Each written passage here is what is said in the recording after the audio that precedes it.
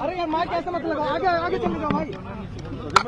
अरे तोड़ो तोड़ो तोड़ो तोड़ो। आज की जो बैठक थी सर, मुद्दा क्या था? मुद्दा क्या था, ब्रीफ कर दीजिए। आज कांग्रेस प्रेसिडेंट आदरणीय सोनिया गांधी जी से मेरी मुलाकात हुई है और बड़े विस्तार से राजस्थान के बारे में, सरकार के बारे में, संगठन के बारे में विस्तार पूर्वक मैंने चर्चा करी है और जो पॉलिटिकल सिचुएशन राजस्थान के अंदर है उसके बारे में मैंने अपने पॉइंट्स रखे हैं और बड़े अच्छे माहौल में हम दोनों की मुलाकात हुई है और मुझे खुशी है कि वो लगातार कांग्रेस प्रेसिडेंट राजस्थान में इंटरेस्ट ले रहे हैं, वहाँ का फीडबैक ले रहे हैं, वहाँ की हमारी सरकार के काम के बारे में, हमारे संगठन के बारे में। और मुझे लगता है कि जो कमेटी आदरणीय सोनिया जी ने बनाई थी लगभग साल भर पहले, उस कमेटी का भी काम पूरा हुआ है और इस संदर्भ में जो हमारे महासचिव हैं अजय माकन जी, वो और वेणुगोपाल जी जो संगठन महासचिव हैं, वो लगातार रिपोर्ट्स ले रहे हैं और बहुत जल्द मुझे लगता है कि जो कुछ बातें हमने रखी थी साल भर पहले उस पर कार्रवाई करने की बात पार्टी आलाकमान भी कर रहा है और मुझे लगता है बहुत जल्द इसके ऊपर निर्णय लिए जाएंगे। कैबिनेट विस्तार को लेकर क्या बातचीत हुई है? क्या 1 साल हो गए विस्तार चलता रहा, तो क्या इस बार विस्तार क्या है? देखिए, बीच में बहुत सारी बातें आई थी, कोरोना भी था, लॉकडाउन हो गया था, कुछ विलम्ब जरूर हुआ, लेकिन मुझे लगता है कि अगर कहीं जरूरत है बदलाव करने की सरकार में, संगठन में, उसमें एआईसीसी और जो प्रदेश की सरकार है, मुख्यमंत्री जी हैं, वो बात कर उचित समय पर सही निर्णय लेंगे।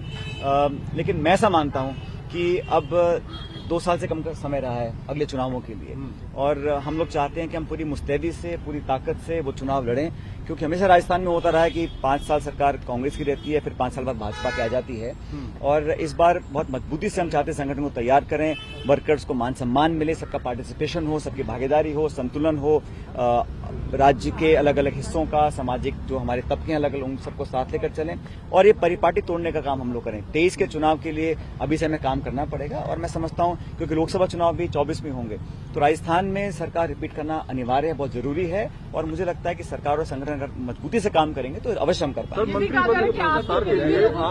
आपकी तरफ से ऐसा ये जो आप लोग मीडिया में बहुत लंबे समय से चल रहा है, ये फलां का ग्रुप है, ये मेरा है, ये तेरा है, हम सब कांग्रेस पार्टी के ही लोग हैं, कांग्रेस पार्टी के सिंबल पर जीत के आए थे, तो ये तेरा मेरा का समय है नहीं, सब मिलकर चल रहे हैं और जैसे मैंने कहा क्योंकि कुछ वैकेंसीज हैं प्रदेश की सरकार में, उसको भरना है और कुछ बैलेंस है उसको भी हमें सेट करना है, तो इसमें कोई तेरे मेरे की बात ही नहीं है। इसमें जो देखो अनुभव, experience, credibility, performance, regional balance, cast combination, सबको संदर्भ में रखकर पार्टी अगला निर्णय लेगी। जैसा मैंने कहा, मुझे विश्वास है सोनिया जी से आज लंबी बात हुई, अच्छी बात हुई और मुझे लगता है कि वो सारे इश्यूज को समझ रही हैं, सारे फीडबैक उनके पास जा रहा है और उचित समय पर सही निर्णय लिया जाए।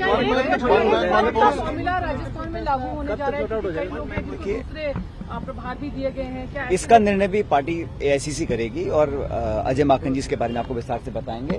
मैंने अपनी बात जो रखनी थी आज अच्छी तरह सोनिया जी को रखी है। इससे पहले मेरी मुलाकात हुई थी प्रियंका जी से भी और वेणुगोपाल जी से भी, तो लगातार हम संपर्क में रखी है। वो कुछ पॉइंट्स बता दीजिए, क्या क्या बातें रखी? वो क्यों बताऊं आपको मैं? क्या कह रहे हैं? हाँ, जैसा मैंने कहा, वो अजय माकन जी बोल चुके हैं कि जो वैकेंसीज हैं, अपॉइंटमेंट्स हैं, पॉलिटिकल कार्यकर्ता जो कांग्रेस पार्टी के हैं और हमने देखा है जिन कार्यकर्ताओं ने 5 साल बीजेपी के शासन में धरने दिए, पदयात्राएं करी, भूख हड़ताल करी, लाठियां खाई, जेलों में गए, अपना व्यक्तिगत नुकसान कराया, उन सब लोगों को मुझे लगता है कि सही पहचान देकर, मान सम्मान देकर अगर हम आगे रखकर काम करेंगे तो अच्छे परिणाम हमारे कब तक हो जाएगा सर? और इसके बारे में निर्णय अजय माकन जी और Sonia Gandhi ji.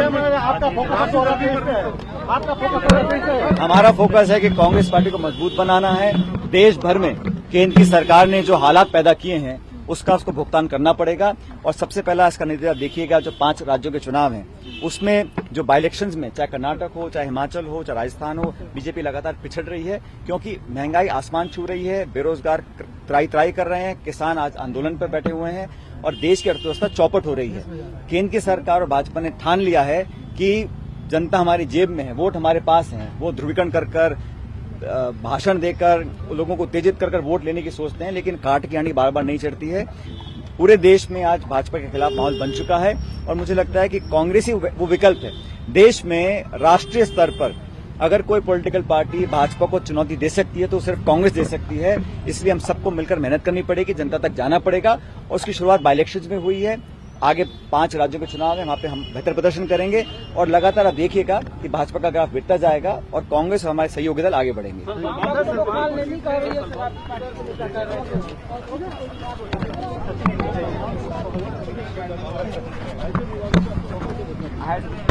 I had a meeting with Honorable Congress President and we discussed the political situation in Rajasthan, the government of Rajasthan, the organization there, and I think it's very good that she's constantly seeking feedback about what needs to be done.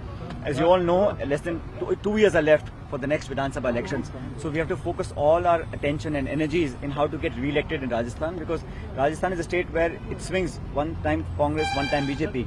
So we want to break that trend. And to do that, we have to really make it a stakeholdership effort where everyone is involved. To my mind, if we do the right things, not only in Vidhan Sabha in 2023, but even in Lok Sabha, we will do exceedingly well.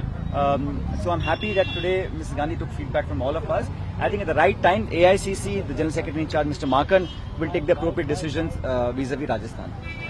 There are also some buzz that you will be moved to a central party. No, I've conveyed to the party before also, and now also I'm stating, whatever the Congress party wants us to do, wants me to do, I'm more than happy to do. For the last 20 years, whatever job I've been assigned, I've done it diligently with all my dedication and effort.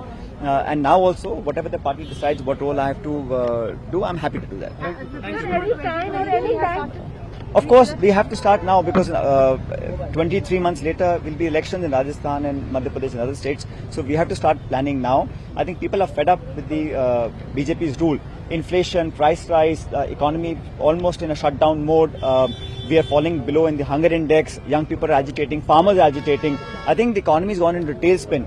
And unless we reach out to the masses, I think the by-elections were indicative of the fact that in Himachal, in Karnataka, in Rajasthan, the Congress party has done really well and the BJP has lost. So I think it's a warning sign, but yet we have to work even harder to reach to the masses, and the Congress party's program starting November 14, the Jan Jagran Abhiyan, is to reach to the masses to make sure people know that the only viable option to the BJP is the Congress party, and we're all working towards that. Thank you. Thank you.